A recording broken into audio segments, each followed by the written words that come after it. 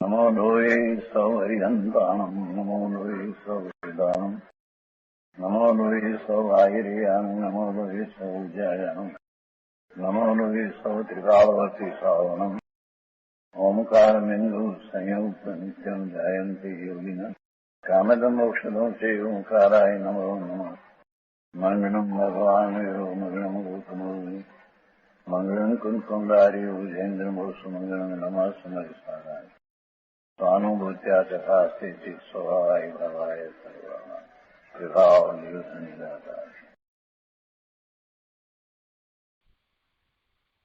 समय सार भगवान कुंकुंदाचार्य रचित समय सार तथा भगवान अमृतचंद्राचार्य रचित आत्मख्याति टीका कलश सहित एनो स्वाध्याय આપણે કરી રહ્યા છીએ। એમાં મોક્ષ અધિકાર ચાલે છે। મોક્ષ અધિકાર લગભગ પૂરો થવા આવ્યો છે। આપણે ગાથા 304 અને 305 એનો સ્વાધ્યાય કરી રહ્યા છીએ। આ ગાથાનો અર્થ ટીકા ભાવાર્થ અને આ ગાથા ઉપર આપેલ પૂજ્ય ગુરુદેવ કાંજી સ્વામીના પ્રવચનોના મહદ અંશો આપણે કર્યા છે। હવે ભાવાર્થ ઉપરના પ્રવચનમાંથી કેટલાક અંશ આપણે આજે કરીશું। તે કરતા પહેલા ગાથાનું તેજ પુનરાવર્તન કરીએ તો ગાથામાં એ વાત આવી કે રાધ એટલે કે સિદ્ધિ, રાધ એટલે કે સિદ્ધિ એ જેને છે તેને આત્માની સિદ્ધિ કરી છે, એટલે પોતે પોતાના સ્વરૂપની પ્રાપ્તિ કરી છે।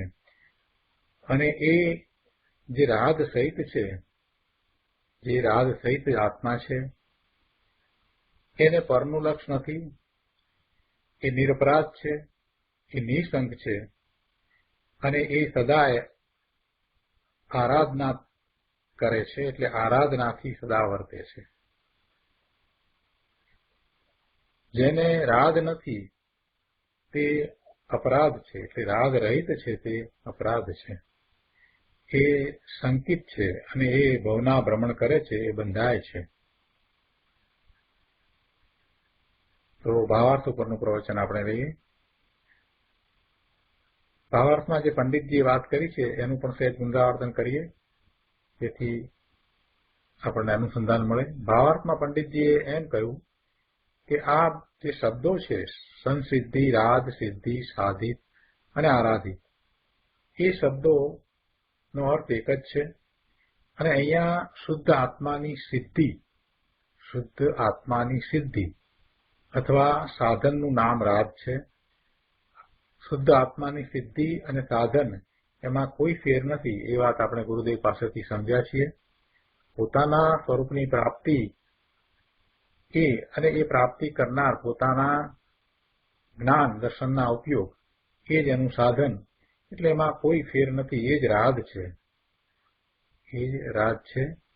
જેને એ રાધ નથી તે આત્મા સઅપરાધ છે અને જેને તે રાધ છે તે આત્મા નિરપરાધ છે। જે સઅપરાધ છે તેને બંધની શંકા થાય છે, માટે તે સ્વયં અશુદ્ધ હોવાથી આરાધક નથી, અને જે નિરપરાધ છે તે નિસંક છે અને એમ એ પોતાના ઉપયોગમાં લીન હોય છે, તેથી તેને બંધની શંકા નથી। માટે શુદ્ધ આત્મા તે જ હું છું એવા નિશ્ચયપૂર્વક વર્તતો થકો સમ્યક દર્શન, જ્ઞાન, ચારિત્ર અને તપના એક ભાવરૂપ નિશ્ચય આરાધનાનો આરાધક જ છે। હવે આ વાતને આપણે ગુરુદેવ પાસેથી સમજીએ। પ્રવચન રત્નાકર ભાગ 8મો, પાના નંબર 488, ગાથા 304 તથા ગાથા 305 ભાવાર્થ ઉપરનું પ્રવચન। ગુરુદેવ અહીંયા કહે છે, સંસિદ્ધિ, રાધ, સિદ્ધિ, સાધિત અને આરાધિત એ શબ્દોનો અર્થ એક જ છે। એટલે કે સંસિદ્ધિ એટલે સમ્યક પ્રકારે સિદ્ધ થવું। સંસિદ્ધિ એટલે સમ્યક પ્રકારે સિદ્ધ થવું એટલે શું? એટલે કે આત્મા જેવો શુદ્ધ એક ઉપયોગમય છે તેવો દ્રષ્ટિ, જ્ઞાન અને ચારિત્રમાં આવવો તે સંસિદ્ધિ છે. જેવો ભગવાન આત્મા ઉપયોગમય છે તેવો જ, જેવો છે તેવો જ દ્રષ્ટિમાં એટલે શ્રદ્ધામાં આવવો, તેવો જ્ઞાનમાં આવવો, તેવો ચારિત્ર્યમાં રહેવો, એ સંસિદ્ધિ છે. આત્મા જેવો શુદ્ધ છે તેવો જ જ્ઞાન દર્શનના ઉપયોગમાં એને અનુભવમાં આવે, એની શ્રદ્ધાન રૂપે પણ એમ જ હોય, અને ચારિત્રમાં પણ એટલે કે ત્યાં જ એ રમણતા કરે એમ એ સંસિદ્ધિ છે. આત્માના સમ્યક જ્ઞાન, શ્રદ્ધાન અને ચારિત્ર પ્રગટ થતા આત્માની સિદ્ધિ એટલે કે આત્માનો અનુભવ એટલે સ્વાનુભૂતિ ની પ્રાપ્તિ થાય છે, એટલે કે આત્માની પ્રાપ્તિ થાય છે, અને તે સંસિદ્ધિ છે. શ્રી જયસેન આચાર્યની ટીકામાં સંસિદ્ધિનો અર્થ રાધન કર્યો છે. સંસિદ્ધિનો અર્થ રાધન એમ કર્યો છે. મૂળમાં તો રાધ કહેવું છે, જે અંદરમાં જે ભાવ છે, જે વાત છે, એનો અર્થ અહીંયા ગુરુદેવ કહે છે કે રાધ એવો જ થાય. રાધન અર્થ કર્યો છે એટલે એમાં એ રાધ જણાવવું છે. ભગવાન આત્મા ચૈતન્ય મહાપ્રભુ જેવો છે તેવું એનું જ્ઞાન શ્રદ્ધાન થવું અને તેમાં જ રમણતારૂપ ચારિત્રનું પ્રગટ થવું, તે રાગ અથવા તો રાધન, એને જ આત્માની સેવા કહો અથવા આરાધના કહો કે સિદ્ધિ કહો કે સંસિદ્ધિ કહો, એ બધું એક જ છે. આગળ કહે છે કે આત્મા શુદ્ધ ચિદાનંદ ઘન એક જાણવા દેખવાના ઉપયોગ સ્વરૂપ માત્ર છે. તેના જ્ઞાન શ્રદ્ધાન કરી તેમાં જ સ્થિરતા કરવી એ શુદ્ધ આત્માની સિદ્ધિ અથવા સાધનનું નામ રાધ છે. દર્શન જ્ઞાનમાં શુદ્ધ આત્મા જણાયો તે એની સિદ્ધિ છે અને તે જ રાધ છે. હવે કહે છે જેને તે રાધ નથી તે આત્મા સ્વાપરાધ છે, એટલે કે અપરાધ સહિત છે. જેને તે રાધ નથી તે આત્મા અપરાધ સહિત છે, અને જેને તે રાધ છે તે આત્મા નિરપરાધ છે. ગુરુદેવ આ વાતને સમજાવતા કહે છે કે જુઓ, ભગવાનની પૂજા ભક્તિ ઇત્યાદિ જે શુભભાવ છે, જે રાગ છે, તે પૂર્ણ વિતરાગતા ન થાય ત્યાં સુધી પૂર્ણ વિતરાગતા ન પ્રગટ થાય, કેવળ જ્ઞાન ન થાય ત્યાં સુધી એવા શુભભાવ ન ઈચ્છવા છતાં પણ, એની રુચિ ન હોવા છતાં પણ મુનિને પણ હોય છે. એટલે કહે છે કે જ્યાં સુધી પૂર્ણ વિતરાગતા ન થાય ત્યાં સુધી ભગવાનની પૂજા ભક્તિ ઇત્યાદિ જે રાગ છે તે જોકે ધર્મીની દ્રષ્ટિ રાગ પર નથી છતાં એ ધર્મીને આવ્યા વિના રહેતો નથી. એટલે શુભભાવ જ્ઞાનીને, ધર્મીને, મોક્ષ માર્ગીને આવ્યા વિના રહેતો નથી, એ આવે જ છે. અશુભથી બચવા તે ભાવો તેને જે બુદ્ધિએ આવે છે, એટલે કે એ છોડવા લાયક છે એમ એ જાણે છે, એના એ સ્વામી થતા નથી, એના કર્તા થતા નથી, એમાં એ રોકાઈ રહેતા નથી, એટલે એ ભાવ એમને આવે જ છે. એટલે એ હેય બુદ્ધિ છે, માત્ર એના એ જ્ઞાતા દ્રષ્ટા છે, છતાં તે અપરાધ છે, તે રાધ નથી, અપરાધ છે, જે પુણ્યબંધનું કારણ છે. આ વાત કરી એટલે કોઈએ પ્રશ્ન કર્યો કે જો એમ છે તો તેને કેમ કરવો, તો પછી એવો શા માટે એવો અપરાધ કરવો? જો એ અપરાધ છે તો પછી એવો શુભભાવ શા માટે કરવો, એવો રાગ શા માટે કરવો? એ શા માટે એવા ધર્મી રાગ કરે છે? ગુરુદેવે ઉત્તર આપે છે કે ભાઈ, કરવાની તો વાત જ ક્યાં છે. એ તો અશુભ વંચનાર્થે એવો શુભભાવ તેને આવે છે, બસ એટલી વાત છે. સમકીતિ એને કરે છે એમ નથી, પણ એને એવો ભાવ આવે છે, એવો ભાવ આવ્યા વિના રહેતો નથી. આગળ ચોથા પેરેગ્રાફમાં કહે છે કે પરમ મહિમાવંત એવી તારી ચીજની તને ખબર નથી. ભગવાન કહે છે તું પૂરણ જ્ઞાન, દર્શન, સુખ, વીર્ય આદિ અનંત ગુણથી ભરેલો જ્ઞાન, આનંદ, લક્ષ્મીનો ભંડાર છો. તારામાં અતિન્દ્રિય જ્ઞાન પૂરણ ભરેલું છે. તારી એક એક જ્ઞાનની પર્યાયનો કોઈ અચિંત્ય અપાર મહિમા છે. જેને ભગવાન આત્માનું મહાત્મા આવ્યું હોય એને આ મહિમાની ખબર પડે, એને એ મહિમા સમજમાં આવે કે પોતે કેવો છે, પોતાનું સ્વરૂપ કેવું છે, પોતે કેટલો મહાન છે. અનંત વીર્ય, અનંત સુખ, અનંત આનંદ, અનંત જ્ઞાન, આ બધી વાત કરીએ ત્યારે વાતમાં સારું લાગે છે, પણ જ્યાં સુધી એનો અનુભવ નથી ત્યાં સુધી ખરેખર શું અનંત વીર્ય ને શું અનંત સુખ હશે એનો ખ્યાલ આવતો નથી. એક વખત સમ્યક દર્શનમાં જેને પોતાના સ્વરૂપનો અનુભવ થાય છે એને પછી બધું સહેલું થઈ જાય છે. પછી એને કાંઈ સમજવાનું બાકી રહેતું નથી. પછી તો માત્ર લક્ષ્ય પોતાના સ્વરૂપ તરફ જ રહે છે. એટલે વારંવાર ગુરુદેવ આ જે વાત કરે છે એટલા માટે કરે છે કે એમનો એવો જ અનુભવ છે. કે છે કે તારામાં અતિન્દ્રિય જ્ઞાન પૂરણ ભરેલું છે. તારી એક એક જ્ઞાનની પર્યાયનો કોઈ અચિંત્ય અપાર મહિમા છે. અને એવી અનંત પર્યાયોનો પિંડ તું ભગવાન આત્મા છો. તારા મહિમાની શી વાત! ભગવાન કેવળી પણ તે પૂર્ણ કહી શકે નહીં એવો એનો અપાર મહિમા છે. આત્માના સ્વરૂપની વાત શબ્દોમાં ન આવી શકે. કેવળી ભગવાન પણ એ વાતને શબ્દોમાં પૂર્ણપણે કહી ન શકે. જેટલું શબ્દોમાં આવતું હોય એટલું જ આવે, અનુભવની વાત શબ્દમાં ન આવે. અહીં કહે છે કે એવા અપાર મહિમાવંત આત્મદ્રવ્યનું સેવન કરવું તે રાધ છે. એવા ભગવાન આત્માનું લક્ષ્ય કરીને એને અનુભવવો તે રાધ છે. જેને એવા પોતાના સ્વરૂપની સિદ્ધિ થવી તેને જ ધર્મની શરૂઆત થાય છે અને તેને જ રાગ છે. જેને તે રાગ નથી તે અપરાધ છે, એટલે અપરાધ સહિત છે, એટલે સા અપરાધ છે. અને જેને તે રાગ છે તે નિરપરાધ છે. અગાઉ એ વાત આવી ગઈ કે જે અપરાધ સહિત છે તેને બંધની શંકા થાય છે કે મને કર્મનો બંધ પડશે.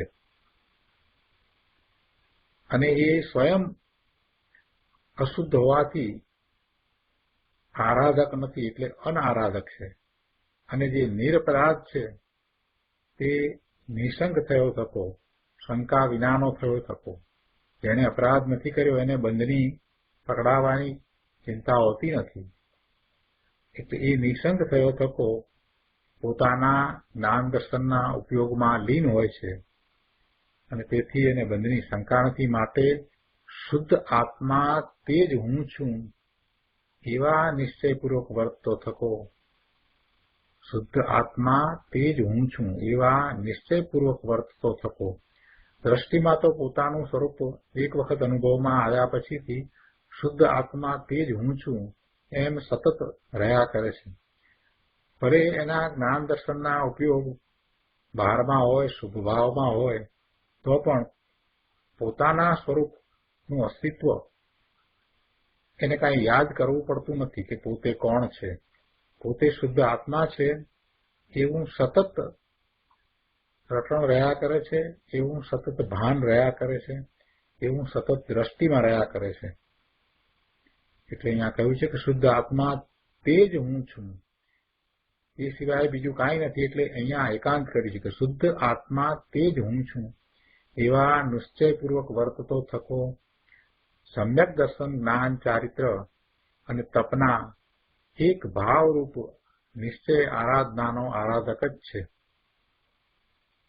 ખરેખર તો સમ્યક દર્શન, સમ્યક જ્ઞાન, સમ્યક ચારિત્ર એ કાંઈ ત્રણ જુદી વસ્તુ નથી. પોતાના સ્વરૂપને વિશે જ્યારે એ રહે છે ત્યારે કોઈ દ્વૈત નથી. પોતે જાણનારો, અનુભવ કરનારો અને જેને અનુભવે છે એ બે વચ્ચે પણ દ્વૈત રહેતો નથી. એટલે ત્યાં આપણે સમ્યક દર્શન, આ સમ્યક જ્ઞાન, આ ચારિત્ર એવા ભેદ પણ પાડી શકતા નથી. એ બધું સમજાવવા માટે કહ્યું છે. એકમાત્ર આનંદનું વેદન હોય છે, બીજું કાંઈ હોતું નથી. અને એ જ તપ છે કે પોતાના સ્વરૂપને વિશે એ રહ્યા છે ત્યારે બાહ્યમાં જે કંઈ થઈ રહ્યું છે એને એ સહન કરે છે, એટલે એ તપ છે. એ પોતાના સ્વરૂપને વિશે રમણતા કરે છે, આનંદનો અનુભવ કરે છે, એ જ તપ છે. અંતરંગ તપ છે તો જ બાહ્ય તપ હોય એને તપ કહેવાય. તો પછી બહારમાં જે પ્રકારના તપ હોય એને આરોપથી તપ કહેવાય. પણ અંતરંગ તપ નથી અને માત્ર બાહ્ય તપ છે એને તપ કહેવામાં આવતું નથી. એ તપ નથી કહેવાતું, એ શુદ્ધભાવ કહેવાય છે. એવા શુદ્ધભાવ અને એવા વિકલ્પો હોય અને એ વખતે શરીરની જે ક્રિયા થવાની હોય એમ જ થાય. શરીરમાં આહાર આવવાનો ન હોય તો ન આવે, પણ એથી કાંઈ તપ નથી થતું. તપ તો અંતરંગ તપ છે, તો એને આરોપથી બાહ્ય તપને તપ કહેવાય. અને સમ્યક દર્શન, સમ્યક જ્ઞાન, સમ્યક ચારિત્ર એ રત્નત્રય રૂપ જે વાત કરવામાં આવે છે એ અનુભવના કાળે કાંઈ જુદું નથી હોતું, એ એક જ છે. અહીંયા આગળ ગુરુદેવ સમજાવે છે 490 પાના ઉપર બીજા પેરેગ્રાફમાં કે એક વાત ચર્ચા થયેલી, તેમાં સામેવાળા કહે કે લોકાલોક છે તો કેવળ જ્ઞાન તેને જાણે છે. કેવળ જ્ઞાન કેવળી ભગવાનને છે, અરિયંત ભગવાનને છે, તીર્થંકર ભગવાનને છે. અને એ કેવળ જ્ઞાનમાં લોકાલોક જણાય છે. જગતના બધા જ પદાર્થોની ત્રણેક કાળની બધી જ પર્યાયો એક સાથે એક સમયમાં જણાય એવું એ કેવળ જ્ઞાન છે. તો લોક અને અલોક બધું એમાં જણાય છે. એટલે એમાં ચર્ચામાં સામે જે બેઠા હશે એમણે એમ કહ્યું કે લોકાલોક છે તો કેવળ જ્ઞાન તેને જાણે છે. તો ગુરુદેવે કહ્યું કે ભાઈ એમ નથી. કેવળ જ્ઞાનની પર્યાય પોતાથી જ છે. કેવળ જ્ઞાનની પર્યાય જે લોકાલોકને જાણવા વાળી છે એ પોતાથી છે, એટલે કે એ સ્વતંત્રપણે ઉત્પન્ન થાય છે. જે જ્ઞાનની પર્યાય છે એને કોઈની અપેક્ષા નથી, એ કોઈ પર આધારિત નથી, કોઈના આધારે નથી. તે પર્યાય સહજ પોતાના સામર્થ્યથી પ્રગટ થાય છે. લોકાલોકની સત્તા છે માટે જાણવાની, એટલે કે કેવળ જ્ઞાનની પર્યાય ઉત્પન્ન થઈ છે એમ નથી. કેવળ જ્ઞાનની પર્યાય ઉત્પન્ન થાય છે તો એ એના કારણે ઉત્પન્ન થાય છે, એવી એ વખતની દશા છે, એટલે એ ઉત્પન્ન થઈ છે. અને એમાં એ કેવળ જ્ઞાનની પર્યાય છે તો લોકાલોક જણાય છે, તો લોકાલોક છે માટે જણાય છે એમ નથી. એ પર્યાય જ્ઞાનની પર્યાય છે અને એ એક સમયમાં જગત આખાના સર્વ પદાર્થોની બધી પર્યાયને જાણે એવી એ સમર્થ છે. હવે એમાં જણાય છે એટલે એ તો પ્રતિબિંબિત થાય છે. જ્ઞેય માત્ર એમાં જણાય છે એટલે જ્ઞેય માત્ર એમાં પ્રતિબિંબિત થાય છે. અને જ્ઞેય માત્ર પ્રતિબિંબિત થાય છે તો એ જ્ઞેય એ વખતે સામે સ્થૂળપણે હોવા જોઈએ એવું જરૂરી નથી. કે પર્યાય જે ઉત્પન્ન થઈ છે એ પોતાથી સ્વતંત્ર રીતે ઉત્પન્ન થઈ છે. પર્યાયના સત્કારકો એના પોતાના છે. એ વખતે ઉપાદાન એવું શુદ્ધ છે એટલે નિર્મળ પર્યાય થઈ છે. કેવળ જ્ઞાનની પર્યાય છે એ વખતે ઉત્પન્ન થઈ છે, તે પોતાથી સહજ છે અને એનું પોતાનું એ સામર્થ્ય છે. એટલે એને કોઈની અપેક્ષા નથી કે આ હોય તો જ જાણે. જ્યારે ત્રણેય કાળની બધી જ પર્યાયોને જાણે છે તો ત્રણ કાળની એટલે ભવિષ્યકાળની હજી જે પર્યાયો થઈ નથી એને એ જાણે છે. એનો અર્થ શું થયો કે હજી એ પર્યાય તો થવાની જ બાકી છે, થઈ નથી છતાં પણ જાણે છે. એટલે એ પર્યાય અત્યારે નથી. વર્તમાનમાં કોઈ પણ પદાર્થ છે એની જે પર્યાય છે તે વર્તમાન પર્યાય છે, અને ભવિષ્યની અનંત પર્યાયો જે એમાં એ પદાર્થમાં ગર્ભિત છે, જે થવાની છે, એ ક્રમમાં બધી એમ જ થવાની છે, એ કેવળ જ્ઞાનમાં જણાય છે. હજી એ પર્યાય તો થઈ નથી છતાં પણ જણાય છે. એટલે એવા પર્યાયના સામર્થ્યને કોઈ પરની અપેક્ષા નથી, પરની મદદની જરૂર નથી. એટલે લોકાલોકની સત્તા છે માટે કેવળ જ્ઞાનની પર્યાય ઉત્પન્ન થઈ છે એમ નથી. લોકાલોક તો અનાદિથી છે, અને કેવળ જ્ઞાન સ્વ આશ્રય નવું પ્રગટે છે. જો આ બીજી વાત પણ લીધી છે સાથે. લોકાલોક તો અનાદિના છે, પણ જેને જ્યારે કેવળ જ્ઞાન થાય ત્યારે એ લોકાલોકને સમગ્રપણે સ્નેહ માત્રને એ જાણે છે. એટલે એ વાત પણ સાથે કહી લીધી. લોકાલોક છે માટે કેવળ જ્ઞાન છે, કે કેવળ જ્ઞાન છે માટે લોકાલોક છે, એમ નથી. કેવળ જ્ઞાનમાં આ બધી પર્યાય આમ દેખાય છે માટે હવે એમ જ થવી જોઈએ એમ પણ નથી. જગતના કોઈ પણ પદાર્થની કેવી પર્યાય થવી એ ભગવાને નક્કી નથી કર્યું, ભગવાનના જ્ઞાને નક્કી નથી કર્યું, પણ માત્ર ભગવાનના જ્ઞાનમાં એ જણાય છે. અને એ જણાય છે ત્યારે એ પર્યાયની ઉપસ્થિતિની પણ જરૂર નથી, કેમ કે એ જ્ઞાનનું એવું સામર્થ્ય છે એટલે એ જણાય છે. કેવળ જ્ઞાનની પર્યાયનું એ સામર્થ્ય છે, પોતે પોતાથી પ્રગટ થઈ છે, એટલે એને કોઈની અપેક્ષા નથી. આ વાત કરી અને ગુરુદેવે મૂળ વાત તો એ કરવી છે કે ભગવાન આત્મા કેવો છે એ વાત કરવી છે, કે આવો ભગવાન આત્મા જે સર્વજ્ઞ સ્વભાવી છે.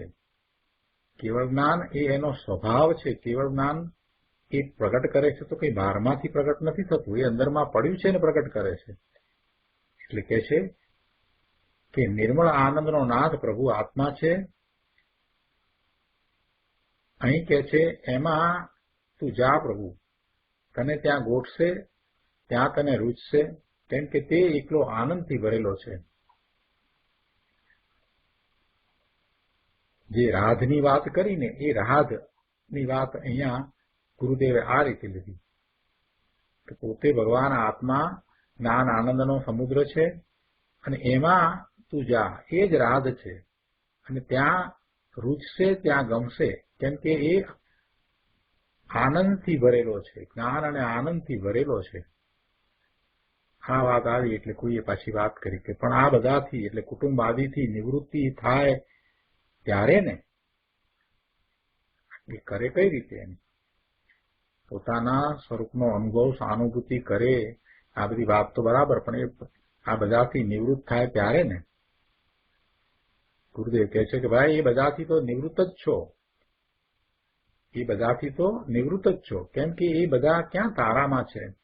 સાચી નિવૃત્તિ તો તું રાગની ભાવનાથી નિવૃત્ત થાય ત્યારે થાય.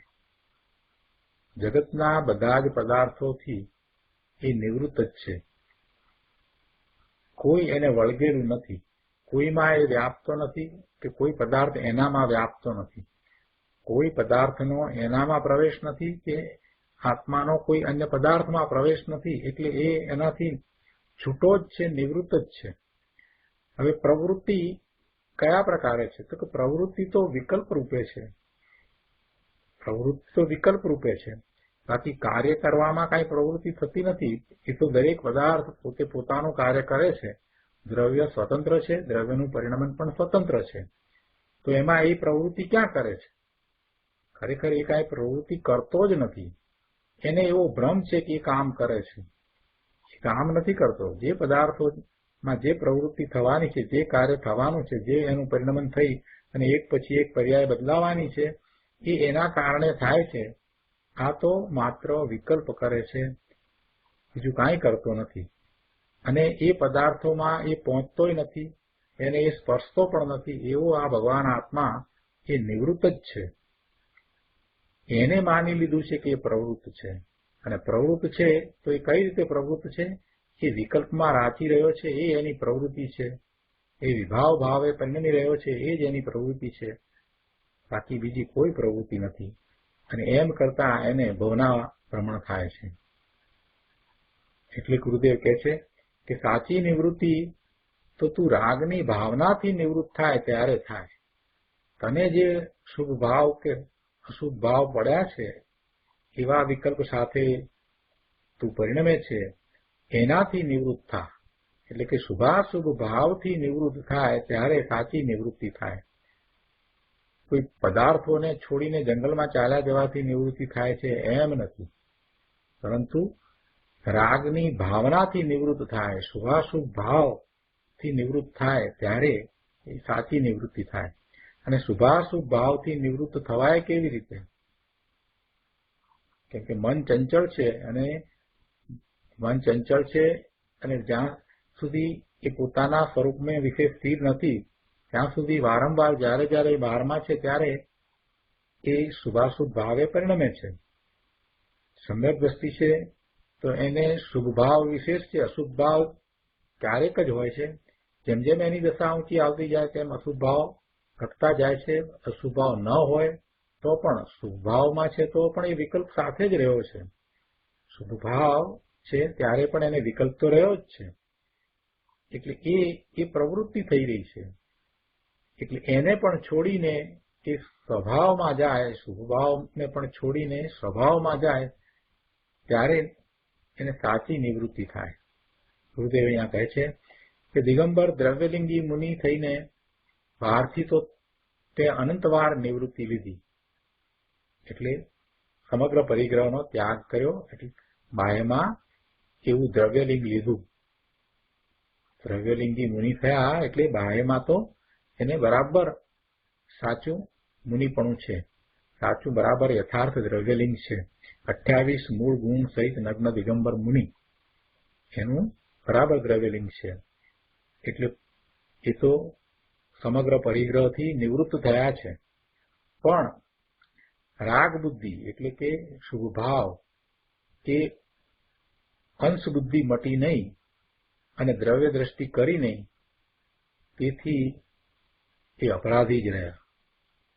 આપણે પણ ભૂતકાળમાં એવા મુનિ થયા હોઈએ, પણ છતાંય સમ્યક દ્રષ્ટિ ન હોવાને કારણે, એટલે કે દ્રવ્યની દ્રષ્ટિ કરીને મૂળ શુદ્ધિની જે વાત હતી એ તો કરી નહીં, જે સિદ્ધિ પ્રાપ્ત કરવાની હતી એ સિદ્ધિ પ્રાપ્ત કરી નહીં, સ્વરૂપનો અનુભવ કર્યો નહીં,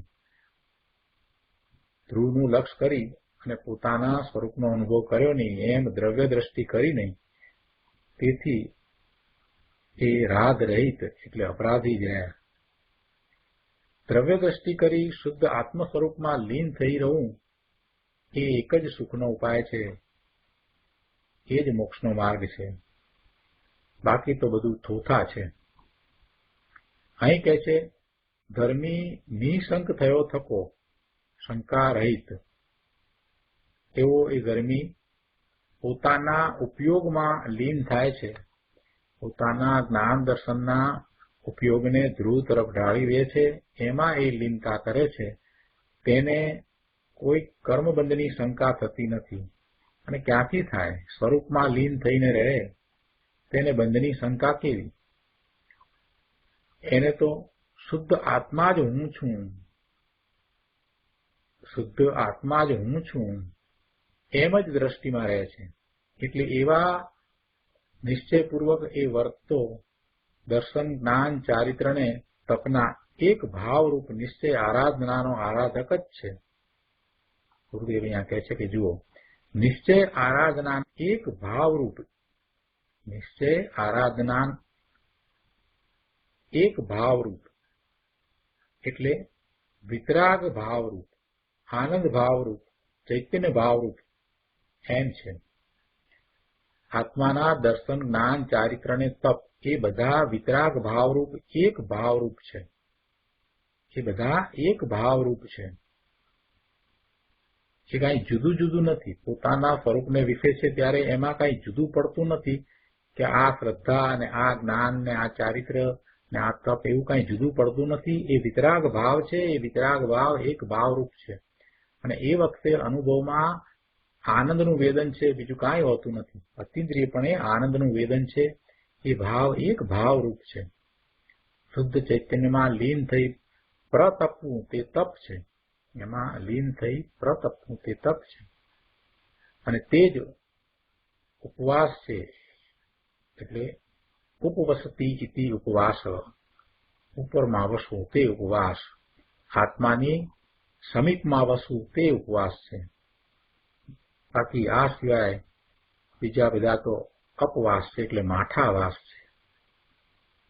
તો આ રીતે આપણે ગાથા 304 અને 305 પૂરી કરીએ છીએ. હવે આ ગાથા પછી આ અર્થનું કળશરૂપ કાવ્ય અમૃતચંદ્રાચાર્ય ભગવાન કહે છે.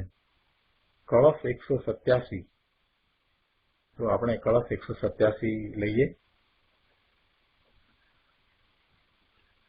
અન અવરતમ અનંતૈવ પદ્યતે સાપરાધ સ્પૃશતિ નિરપરાધો બંધનમ નૈવ જાતુ નિયતમ યમ શુદ્ધમ સ્વમ જન સાપરાધો ભવતી નિરપરાધ સાધુ શુદ્ધાત્મા સેવી.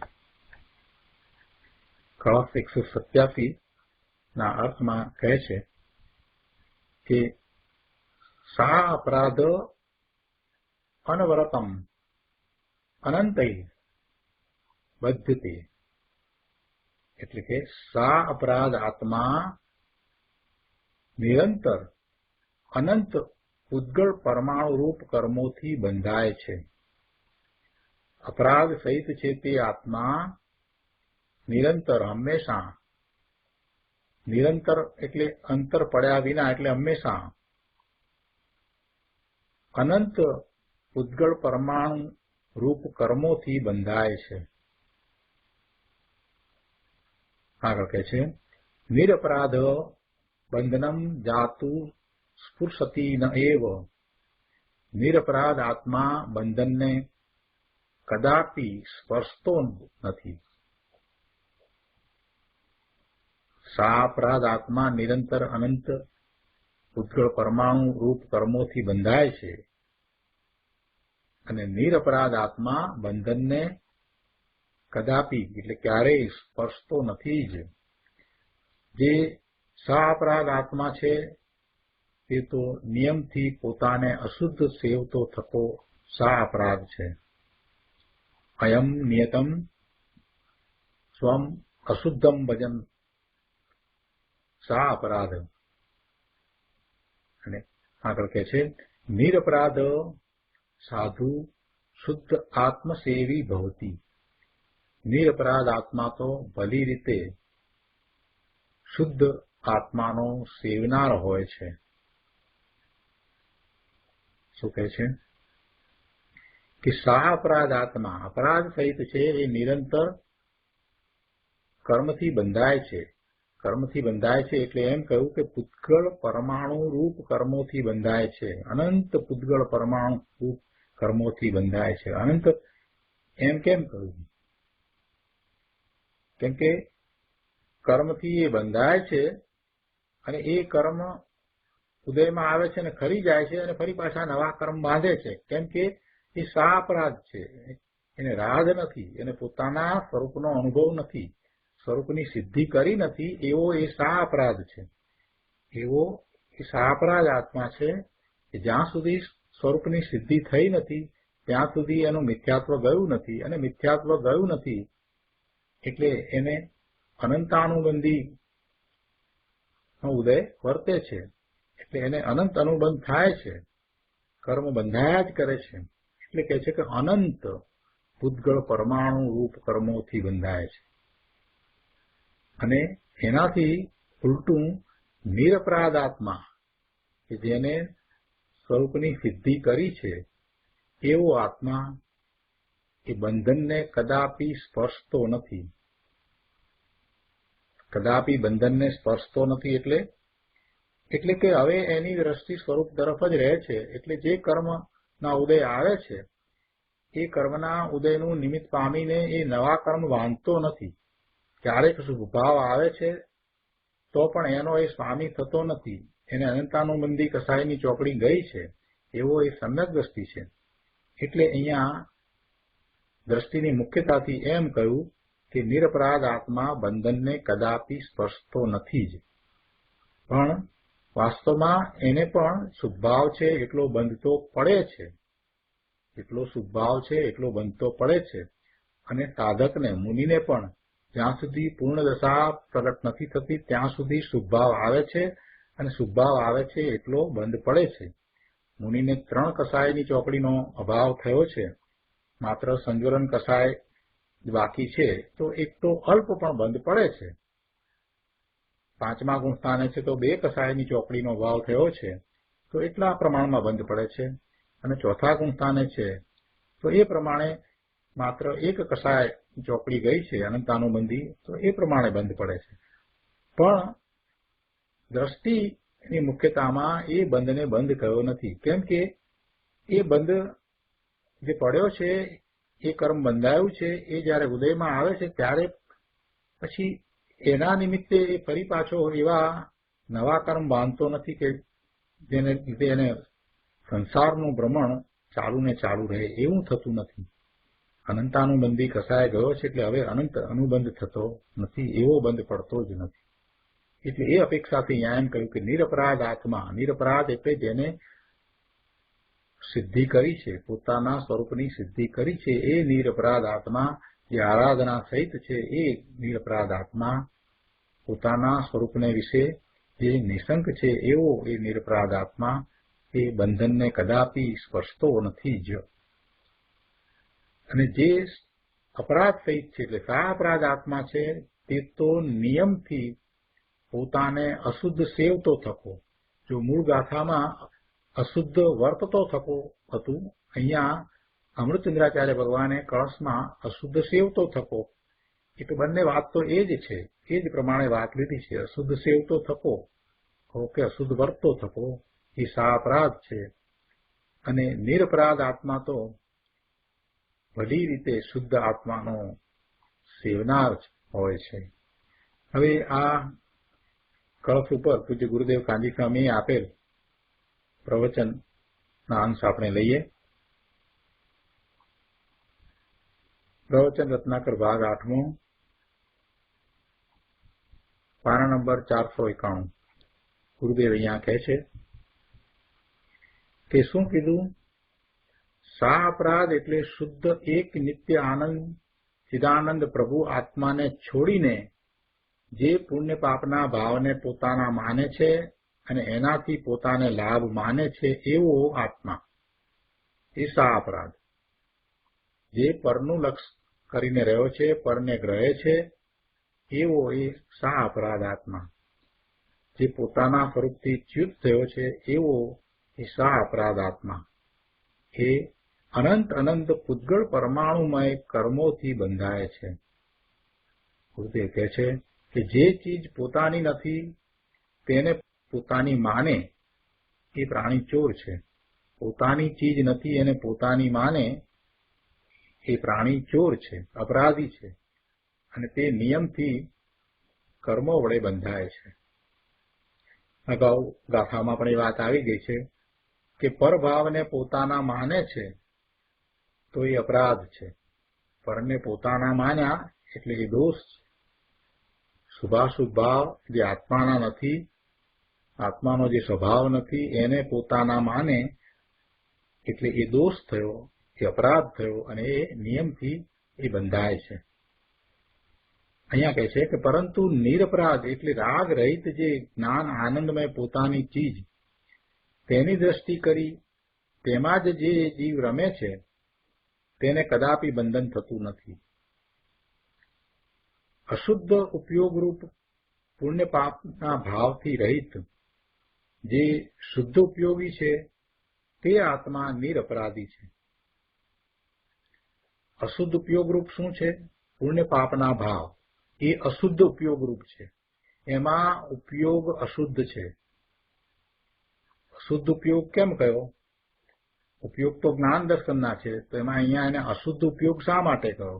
કેમ કે એમાં જેનું લક્ષ્ય કરે છે એ સ્વ નથી, એ પરનું લક્ષ થતાં એવા પુણ્ય પાપના ભાવ થાય છે, એટલે એ ઉપયોગને અશુદ્ધ ઉપયોગ કહ્યો.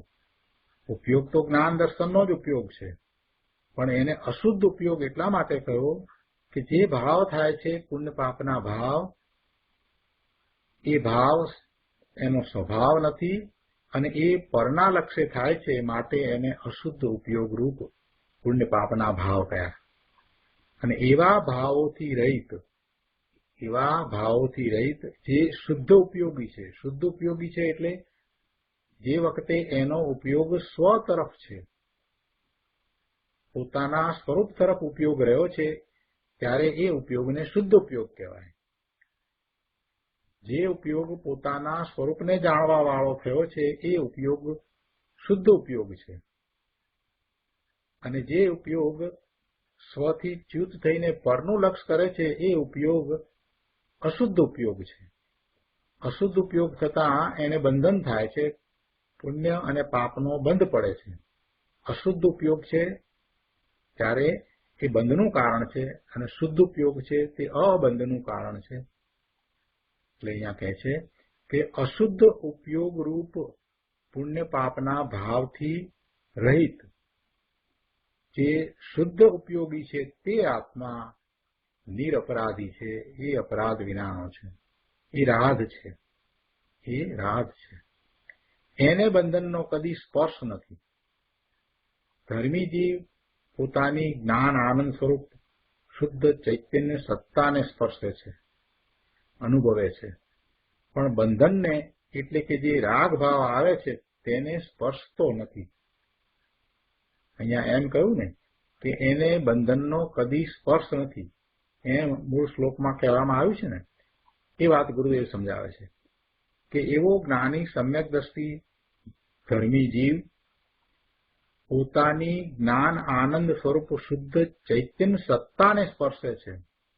એક વખત અનુભવ થાય છે પછી પોતાનું સ્વરૂપ કેવું છે, પોતે કેવડો છે એનું ભાન થયું છે. એટલે પોતે તો ચૈતન્ય સત્તા રૂપ જ છે, બીજું કાંઈ નથી. એ વાત યાદ પણ કરવી નથી પડતી અને એ સતત રહે છે. પોતાની જ્ઞાન આનંદ સ્વરૂપ શુદ્ધ ચૈતન્ય સત્તા છે, એનું ભાન જ્ઞાન અને એની દ્રષ્ટિ સતત રહે છે. એટલે એમ કહ્યું કે એવી ચૈતન્ય સત્તાને એ સ્પર્શે છે, એને અનુભવે છે, પણ બંધનને એટલે કે બંધનનું કારણ જે રાગ શુભાવ એને એ સ્પર્શતો નથી, એને એ પોતાનો માનતો નથી, એનો એ સ્વામી થતો નથી, એનો એ કર્તા થતો નથી. આગળ કહે છે અયમ જે સા અપરાધ આત્મા છે તે તો નિયતમ એટલે નિયમથી સ્વમ અશુદ્ધમ ભજન પોતાને અશુદ્ધ સેવતો થતો સા અપરાધ છે.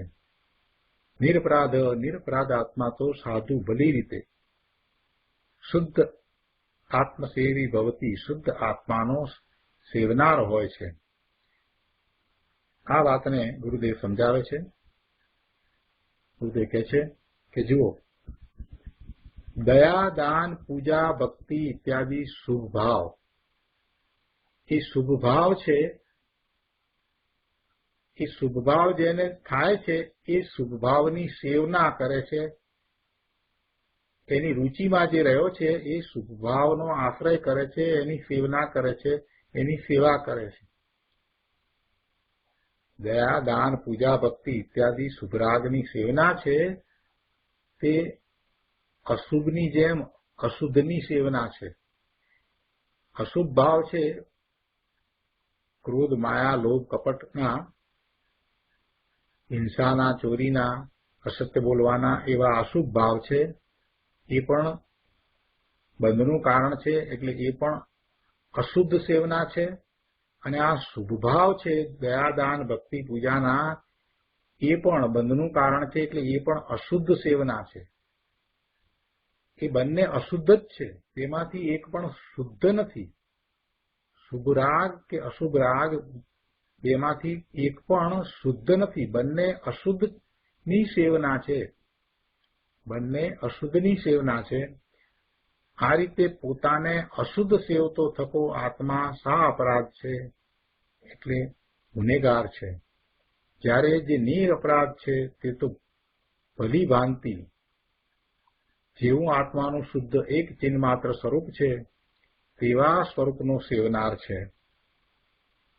ભલી ભાંતિ એટલે જેવી ચીજ શુદ્ધ જ્ઞાન આનંદ સ્વરૂપ છે એવી જ તેને સમીચીનપણે ધર્માત્મા અનુભવે છે. વસ્તુ જેવી છે તેવી જ અનુભવે છે. ભલી ભાંતિ એટલે ભગવાન આત્મા જેવો છે એવો જ એને અનુભવે છે. ભગવાન આત્મા જ્ઞાન આનંદ સ્વરૂપ છે તો એવો જ એને સમીચીનપણે જ્ઞાની અનુભવે છે. દ્રવ્ય દ્રષ્ટિ વડે જે શુદ્ધને અનુભવે છે તે નિરપરાધી છે.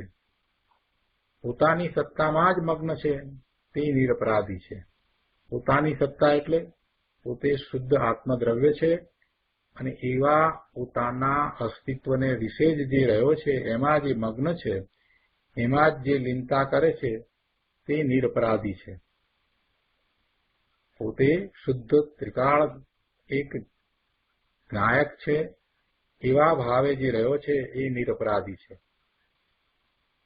ગુરુદેવ કહે છે કે સંતોએ અતિ સ્પષ્ટ ઘોષણા કરી છે કે જે આત્મા પુણ્ય પાપના અશુદ્ધ ભાવનું સેવન કરે છે તે અપરાધી ગુનેગાર છે અને તે નિરંતર કર્મથી બંધાય છે.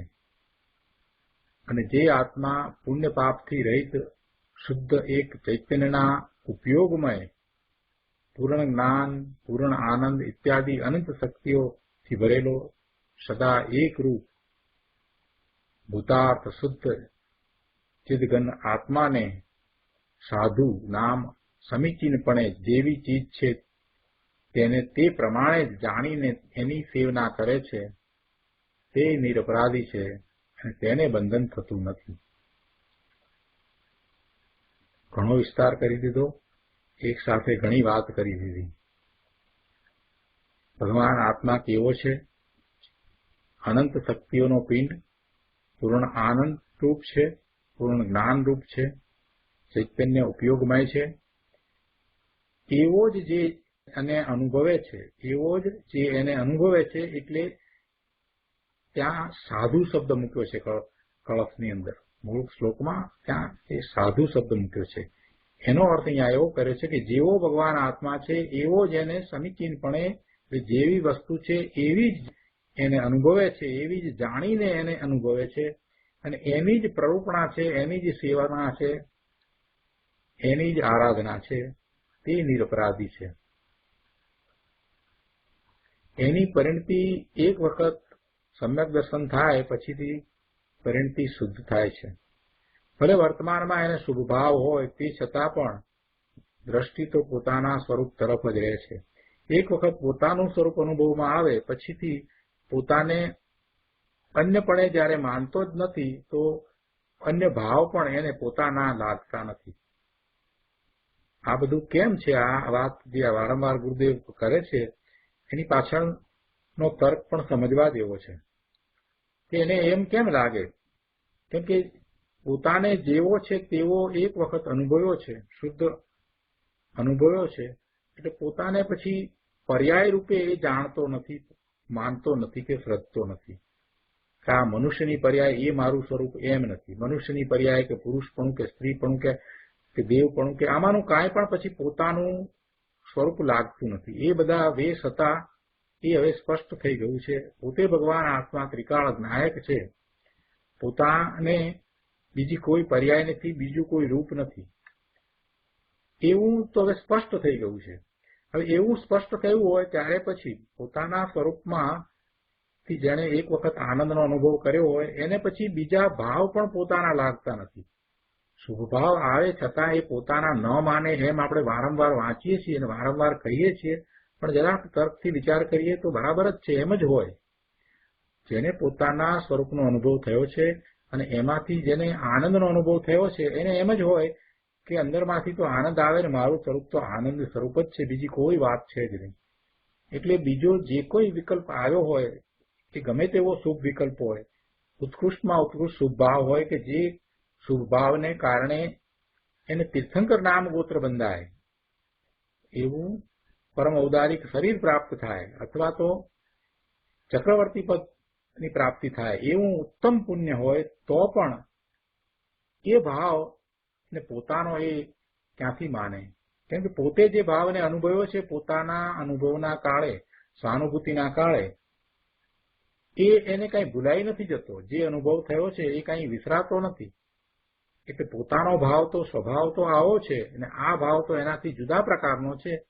એ વાત કઈ કોઈએ એને યાદ કરાવવી પડતી નથી કે ભાઈ તું હવે સમ્યક દ્રષ્ટિ થયો એટલે તારે શુભ ભાવ છે, એને તારે હે બુદ્ધિ લેવો, એવું કોઈ કહેવાની જરૂર પડતી નથી. એ તો સહજ દશા છે. પછી એ અન્ય ભાવ બીજા આવે ના આવે એમ નથી. અન્ય ભાવ આવે બધું હોય, પણ પોતે પોતે છે. પોતે પોતાનો ભાવ, એક જ્ઞાયક પોતે, ચિહ્ન માત્ર ભાવ એ જ પોતે છે. એવો જયારે અનુભવ થાય ત્યારે પછી ચિહ્ન માત્ર ભાવ સિવાય બીજા અન્ય ભાવ આવે તો એમાં પોતાપણું થતું જ નથી. અને એવું પોતાપણું નથી થતું, ચિહ્ન માત્ર ભાવ પોતે છે એવું અનુભવમાં આવ્યા પછી અન્ય ભાવ જયારે થાય ત્યારે એ સહજ રીતે જ એનાથી જુદા પડી જાય છે. એને જુદા પાડવા પડે એમ પણ નથી. ચિહ્ન માત્ર ભાવને પોતાના માનવા અને બીજાને પોતાના ન માનવા, આવું બધું કઈ કરવું પડતું નથી. એ સહજ દશા છે. પોતે પોતાપણે જ રહે છે. બીજું જે કંઈ છે એ બધો વેશ છે. એ પોતાનું નથી, એ શાશ્વત નથી, એ ક્ષણિક છે. એ બધું ક્ષણિક છે. માત્ર એને એ જાણે છે. એ સહજ છે. એ સહજ દશા છે. એ કેવી સહજ દશા હોય છે એનું અહીંયા તો વર્ણન કર્યું છે. એમાં કાંઈ એને માટે એને પ્રયત્ન કરવો પડતો હોય છે એમ નથી. એ સહજ છે. એટલે એને પછી એવી જ સેવના હોય, એવી જ સેવના હોય. જેવો આત્મા છે એવો જ જાણે, એવો જ અનુભવે અને પછી એમ જ એ પરિણતિ રહ્યા કરે છે. હવે આ વાત આવી ત્યાર પછીથી જે આગળની વાત છે એ એક પ્રશ્ન છે અને એ પ્રશ્નની વાત છે અને એનો જે પાર્ટ છે એ આપણે આવતી વખતે આખો લઈશું. મૂળ શ્લોક પછીથી એ લેવામાં આવ્યો છે. આપણે સમયસારમાં અહીંયા કહ્યું છે કે હવે વ્યવહારને અવલંબી અર્થાત વ્યવહાર નયને અવલંબનાર એ તર્ક કરે છે એમ કરી અને જે વાત કરી છે એ વાત આપણે આવતી વખતે લઈશું. પછી એના ઉપરનું ગુરુદેવનું પ્રવચન પણ આપણે લઈશું. તો આજનો સ્વાધ્યાય આપણે અહીંયા સુધી રાખીએ છીએ. હવે પછીની જે વાત છે એ મહત્વની છે, સમજવા જેવી છે અને ખાસ કે એ વાત 2 સ્વાધ્યાય સુધી ચાલશે. એટલે બધાને ખાસ વિનંતી છે કે આ હવે પછીના બંને સ્વાધ્યાય કોન્ઝિક્યુટિવ બરાબર સમજીને કરવા જેવા છે. નહીતર ભૂલ થશે, ક્યાંક કોઈક ખોટી માન્યતાને કારણે કંઈક ઊંધું સમજાઈ જશે. કેમ કે આ જે વાત કરી છે એ જે રીતે કરવામાં આવી છે અને એ જ રીતે સમજવી પડશે. અને એના પછીની જે ગાથામાં જે વાત આવે છે એ વખતે પણ જે પહેલી વખત સાંભળતા હોય એને તો એમ લાગે કે આ તો બહુ ઉલટી વાત કરી દીધી, પણ એ કઈ અપેક્ષાથી કઈ રીતે કહ્યું છે એ બરાબર પકડવું પડશે. તો હવે પછી આ અધિકાર પૂરો થાય ત્યાં સુધી બરાબર વધારે કોન્સન્ટ્રેશન થશે, સમજવાનું છે. આજનો સ્વાધ્યાય આપણે અહીંયા સુધી રાખીએ છીએ. હવે સુખધામ બોલીએ.